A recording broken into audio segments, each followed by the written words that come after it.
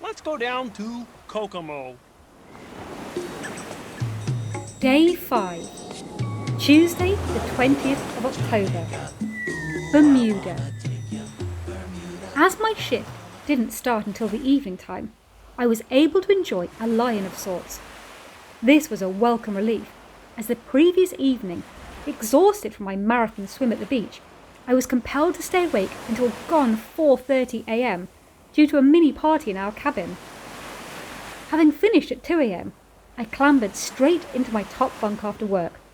But with the crew bar also shutting at 2, our room was quickly inhabited by some homeless revellers looking to continue the fun. The chief instigator happened to be the deputy casino manager, Clifford, from Zimbabwe, so I could hardly decline to join in. It's strange working and living together, rather like an adult boarding school, or prison, as some of the people around here refer to it. One minute, I'm in the office, with Clifford telling me I need to get the pockets on my trousers stitched up.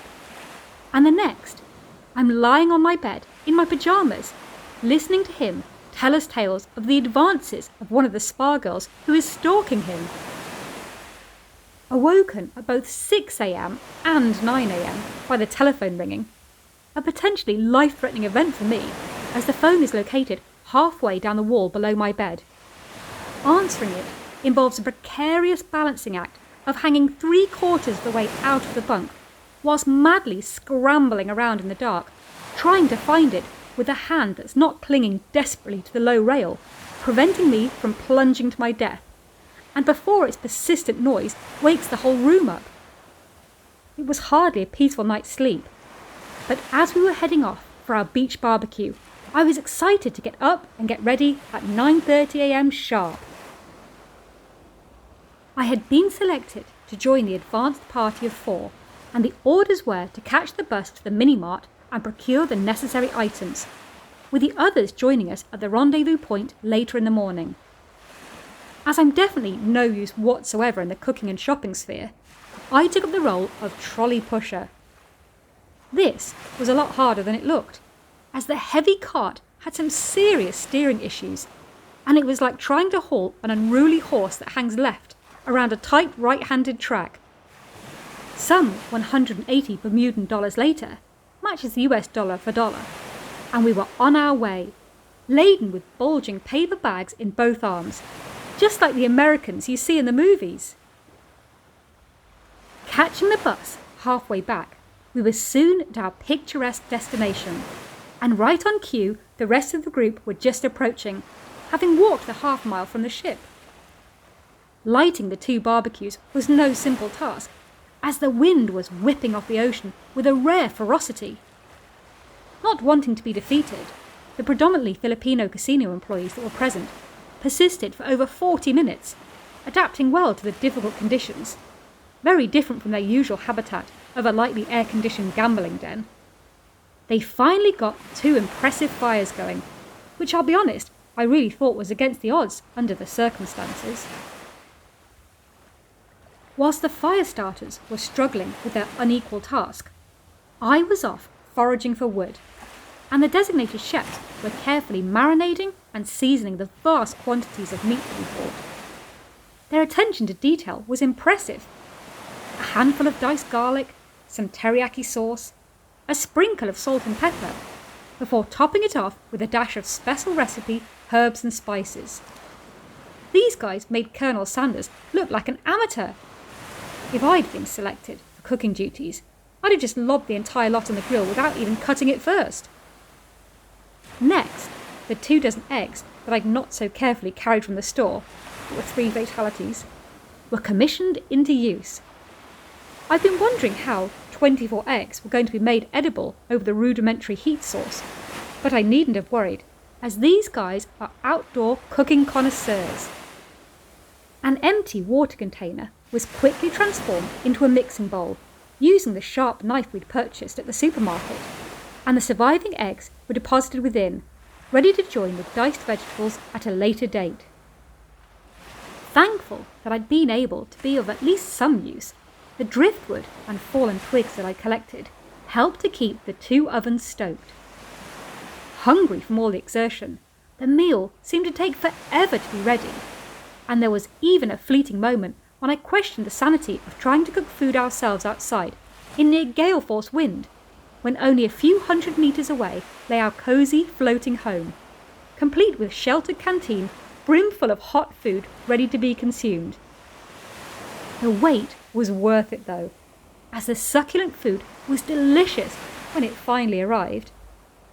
There were plentiful amounts to go around, and we were soon lazing back lazily on the grass, stomachs bulging under the gaze of the warming sun. We'd had to switch to a floor picnic nestled in a grassy bunker, the stone picnic table being out of commission due to the relentless wind trying to steal the paper plates and other light objects at every opportunity. We tidied up and replaced the metal cooking implements in their hiding place, among the long Bermudan grass across the road from the beach, ready for use on our return next week. As we strolled back to the dockyard and our temporary tethered floating house, a few of the guys deviated from the route slightly a couple of times. Apparently, this was to check in on their other hidden treasure that they'd left securely cached nearby. I'm not going to speculate on what the selected foliage contained, but judging by the delighted grins of the small search parties upon their return, the contents had obviously not disappeared. Full of energy and food, after arriving back, I headed off to find the gym before work. Locating the crew gym, deck 2 aft, was nearly a workout in itself, as I climbed and descended multiple staircases, like a frustrating game of snakes and ladders. Fully warmed up by the time I arrived, I took in a 20-minute cycle before switching to the treadmill. The only other person in the room was an early 30s male with biceps and pecs bursting out of his sweating torso as he pumped large amounts of iron. I too was considerably warm by this point, as the low deck head left precious little room for air circulation. Thinking it wise to attempt to jog on the running machine whilst we were anchored, instead of risking taking a tumble on the thing with the sway of the waves when at sea, I programmed in a 12-minute hill run and set off as the machine moved into action. Quickly, at a brisk pace, the rolling floor seemed keen for me to go faster and faster. What the hell? I was soon sprinting breathlessly in vain as the incline started to increase.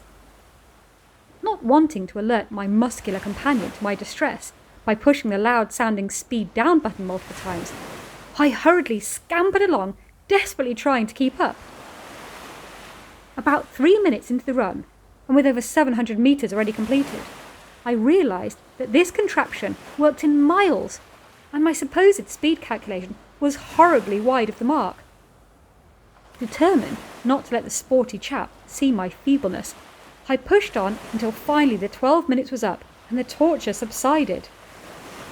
I heaved a goodbye at the Adonis, who was still merrily tuning up his abs, and staggered back to my cabin to take a shower before heading up to deck 6 to start my shift. It was a busy and vibrant night in the casino, and I was actually disappointed when I was taken off the table for the final time, as I was having so much fun. Still pumped full of adrenaline from the day's events, I did some laundry before hitting the sack, and updated another passage of this online account before finally falling asleep. With lifeboat drills and a casino staff meeting later on this morning, plus some additional payout procedure training on the agenda for the day, I'm hoping to have one last chance to head into Bermuda before we set sail in the early evening. And that's all for day 5. Thanks for listening. Be sure to tune in for day 6's antics tomorrow. Same time, same place. Well, not literally, because this ship never stops. Be sure to subscribe so you never miss a day. And if you're enjoying it, like and share it too. Thank you! We'll take it slow.